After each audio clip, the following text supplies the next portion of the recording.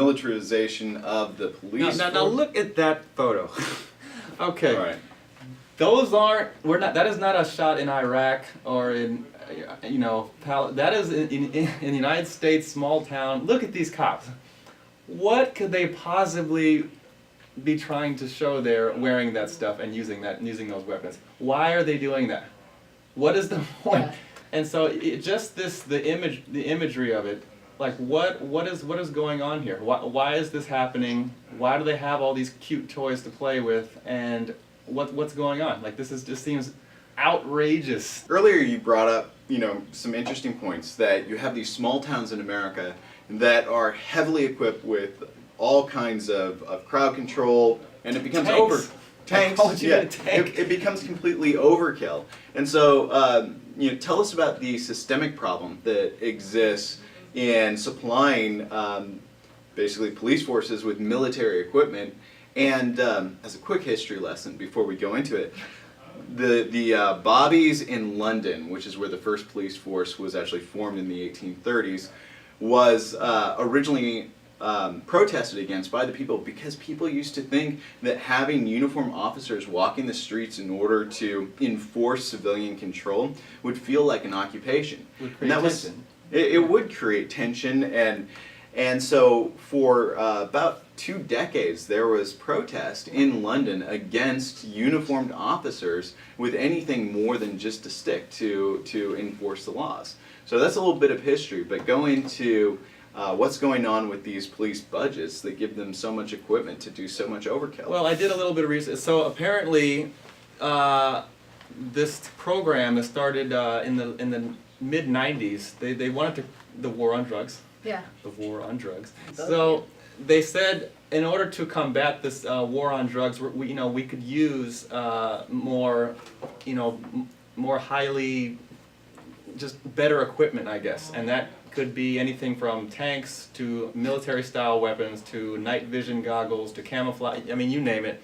And so I get the night vision stuff, not so much the tanks for fighting. and the machine gun. Well, and so how it's set up now is that a small town anywhere in the United States could request an issue of a number of surplus and military surplus for pretty much nothing. They don't ask too many questions like, what do you need it for? It's just, you need it, fill this form out and it's on its way. So are there any regulations on this? First of all, where does the equipment come from? Where does the budget come from? And who sets the cap on how much a small municipality can actually request from, I don't know, these police government supplying institutions? The only thing that they put on it is that you have to use this equipment within a year, otherwise we're taking it back. So who in this case is they? The town requesting the From who? from the government. Okay, the government being what branch of the government? The Department of Defense? I think so, yeah. Okay, so hypothetically, small town petitions the Department of Defense. They have somewhere between 40 and 60% of the entire United States tax dollars, and it doesn't all go to our escapades in Iraq and Afghanistan. They're going to these municipalities and supplying them with M16s, with crowd control shields, with tear gas and everything else. Right. Psychologically, if you give a bunch of macho dudes that kind of stuff to play with, does the hero complex start to creep in? It could be a mentality issue, but at the end of the day, it does come down to we elect mayors who normally appoint police chiefs, correct? Right. And then the police chiefs approve the budget. So there is a bit of a democratic loop that goes on. Well, this is outside that budget. I mean, this is not money. This is equipment that's being lent, right, per se. And they're saying And it's kind of over the top. They're saying the equipment is just going to sit there. Right. Why not give it to people who are, or these even these smaller towns who might need them? Mm-hmm. It's better than them collecting dust, so why not give them a chance to use it? I'm saying, is the side effect to this whole idea, I mean, take a look at these guys. You don't think they are absolutely giddy with their new equipment that they just got? They love this. They get to dress up and like their boyhood fantasies and wear these things and shoot these cool guns. Like, I'm telling you, this is a psychological thing that they missed. They're fulfilling, role player fantasy shoot 'em up games, and they get to do it with non-lethal weapons. Now, And they're in a group. And when guys, I'm telling you, there's a psychological. It's not just guys. When you get into a group of people who are like. There's a Lord of the Fighting for a Flies thing that cause happens to men when they get in a group and they get cool stuff to play with and they have a target and they have things to hunt. I mean, it's a psychological experience. So clearly there's a problem that's caused by over-equipping guys who are overly enthusiastic. Absolutely. But at the same time, we do have to maintain some sort of police force and police control. Well, yeah. And we do have to equip those guys with something so that if people turn on them, they aren't going to get killed. Right? And I So do what's the understand. solution? I do understand overkill to some extent, because what if you don't have enough? What if you don't have the right stuff to combat what's going on?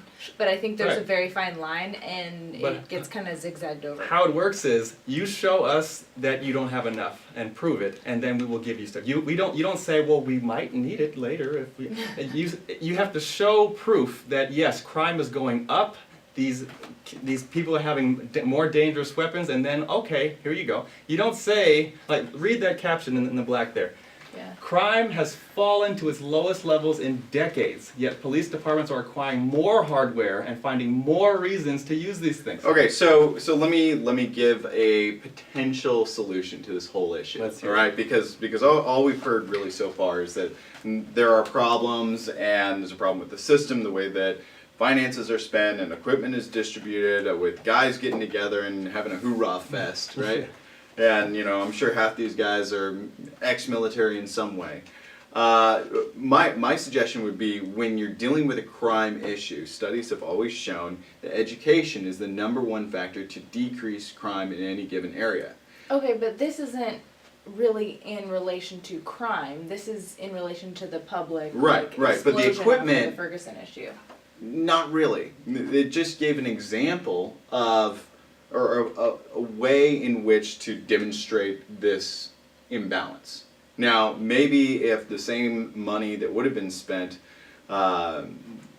on all this crowd control equipment that is massively overkill was spent on education and improving the economic environment, which would have fixed the separation between rich and poor, which exaggerates racism, right? Maybe this whole situation would have been diffused before it even happened. But that is a very That's a huge thing to project. take on when really. But we're talking about spending money. But let me tell you what happened the next day. Sure. Is that they told those yahoos to go home, Yeah. and they brought regular cops in their regular nice outfits to walk with them. Tension went to zero. Sure. With one adjustment. You don't have to go to the education process okay. and change So the world. change the uniforms, change the weapons. No, it's just go back to the normal, like. It was an easy fix. Right. Guys, go home. Yeah. We don't need. I mean, think about it. If you're fighting, like you've been to a bar before, and you might have stepped on a guy's foot or shoved him a little bit, and you could macho up. Why do or I whatever. look like I I'm just got saying. into those fights? I'm saying to the people, to the guys out there who've been in a bar or Sure, whatever. yeah. I've been in a bar fight. No, I'm just kidding. And the typically if it's a big guy, if you try to macho him It'll up, escalate. It's true. he will out Right. macho Right. you. Now, if you can de-escalate it by saying, I'm sorry, I totally apologize, and you decrease your macho-ness, he will then decrease his. But if you try to out macho him, it's going to cause problems. And basically, just from the visual here, if you have an angry crowd, why would you increase the tension by having an army of guys looking like they're getting ready to go to work? So yeah, Throwing fuel on the let me fire. It just doesn't make propose, sense. this difference in paradigm, what you're saying, right? Basically, it's all symbolism and posing, right? I mean, I don't think they fully expect to use that equipment to the fullest extent. hopefully. Right, I hope they don't, right? But what Yeah, it that is, would what be a does lot it bigger. say? What are they trying to say? It's the mutually assured destruction kind of philosophy, where they come in there saying like, dude, we've got our Kevlar, our knee pads, our M16s, our helmets, and everything, and it says you want to fight me, right? But it's a symbol. It's a symbol of toughness. It's a symbol of we will absolutely destroy you if you question us, as opposed to a uniformed officer coming in with his gun in his holster, right? You see the badge, you see the uniform, and that is also a symbol, but a symbol of the office and a symbol of an officer of the peace, right? So, maybe it's just a difference of symbology that should be Because employed this here. is aggressive. Right. Whereas a police officer is not supposed to be aggressive. He's supposed to be defensive, like defending the law, defending Right. citizens. I think I think they made a mistake. Well, for a number of reasons, but they made a mistake using this strategy initially. After they saw, oh gee, this got fucked up real They quick. should have started. Then let's they're start like, slow. let's be nice. Let's It's take kind of like the movie, one step at a time. like the movie Roadhouse with Patrick Swayze. You're gonna be nice, and that was his whole philosophy. And because he Right. knows Yeah. that was if you try to out macho someone, it's gonna cause a fight. Sure. And so I think this stuff. They don't need all So that stuff. bottom line, on your own citizens, play nice. Be nice. Right. All right.